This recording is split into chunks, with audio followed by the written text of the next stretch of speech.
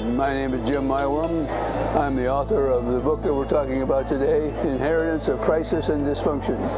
I'm convinced we have a lot of crises right now in the world. We also have dysfunction. And my book is a little bit about how we need to get together and do better by ourselves and also by the rest of the world in trying to addressing these issues. In terms of what inspired me to write the book, it's really a collage of different things that came together at about the same time, starting in, let's call it 2019, a little later than that, 2019 is good enough. I was, at that point, facing a mandatory retirement from my law firm. I had practiced law for 30 years. And it was time for me to move on to something else, and this was it. I also had concern about what we're going to have. You know, have I done anything in my life that would preserve a better way of life for my kids, for my grandchildren, and for other friends and people who are important to me? In other words, what kind of a legacy does one have if one wants to build a little bit of a legacy? Not to be famous, but just to make sure that you've made a gesture toward the end of life that lets people know how meaningful you want them to be.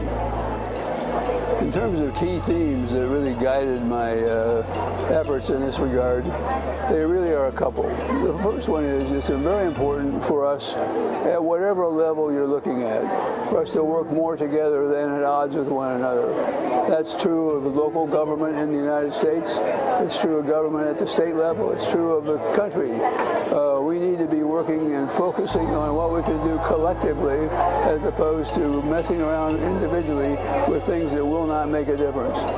I believe strongly that what has to happen is we have to have a collective responsibility, something that people can join in rather than oppose. It's always better to be joining something positive than working or walking against something that's negative. And I think that we have to really look at the importance of cooperation and collaboration and building toward the middle. I think the middle class in the United States in particular deserves to have more attention to it, and it needs to have a greater voice in the direction our country is taking. And what do I mean by that? I mean, who really makes this country tick? It's lots of things. It's manufacturing, it's big industry, but it's also small towns, farms, and little one-on-one groups that make a difference over time.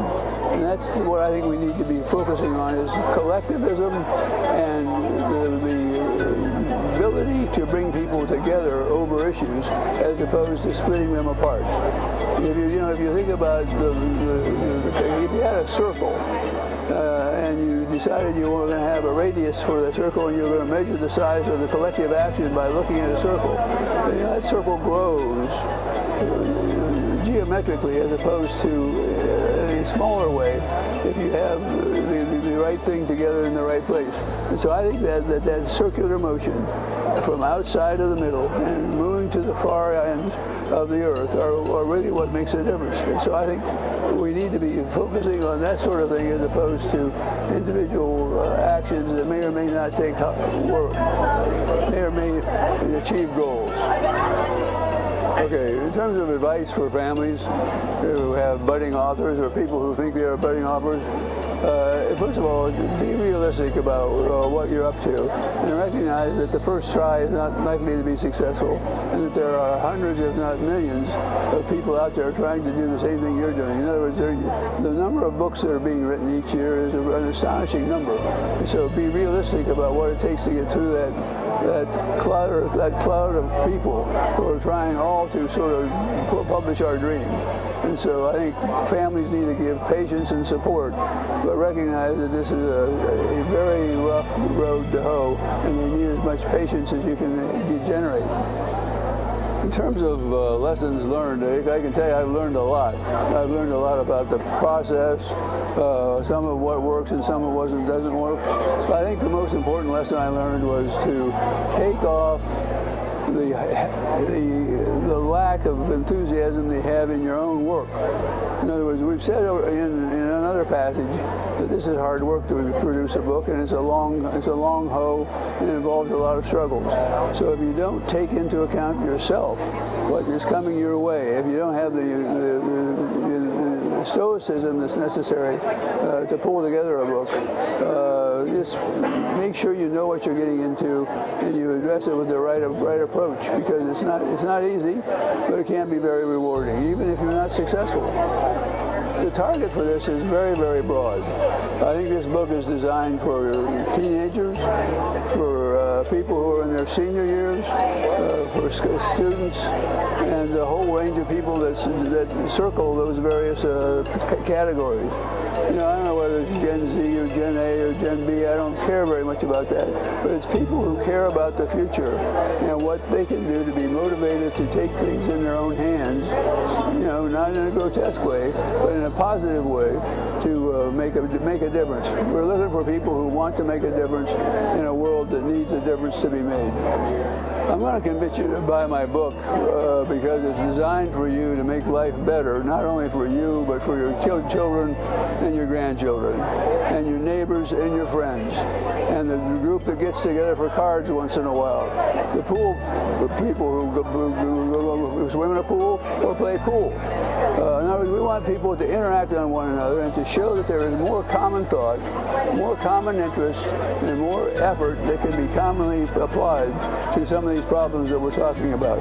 So we're here with a message and a mission. This is not your typical book. It's a message and a mission that we want to perform and do for you. This is the book, what the book looks like.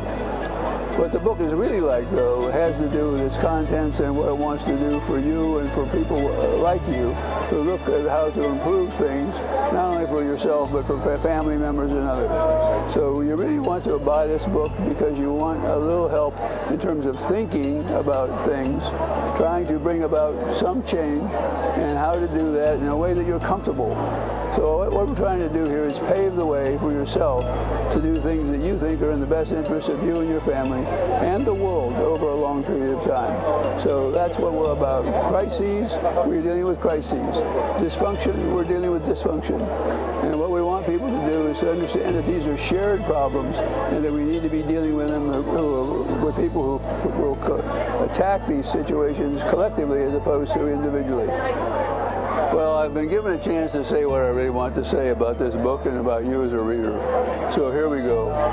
This is not your typical book. It's not a romance. It's a mystery novel. It's not designed to be something that is not scholarly, but it's designed to be something that is helpful in terms of understanding how things relate to one another. The key thing I want to make you understand about the book is that this book is coming to you in a hardcap or a paper book, and you can get them anywhere. The book is getting fabulous reviews by those who have read it. And that's true across the country and across the world. We're not only publishing this in English, but also in Mandarin, Spanish, and Portuguese. So we have a lot of coverage, and we have incredibly strong recommendations. And you look at Amazon or wherever you want to, and that's a good place to get the book along with our own company and others. It's a heavy topic, but it's not a heavy read. And so we encourage you to be reading things that make sense for you, and this is one that does make sense for you. This is not 500 pages and a bunch of footnotes. It's 200 pages and a bunch of concern and addressing how we can address those concerns. So read up, have a good glass of something while you're reading it, and think about it, and then do about it. Thanks.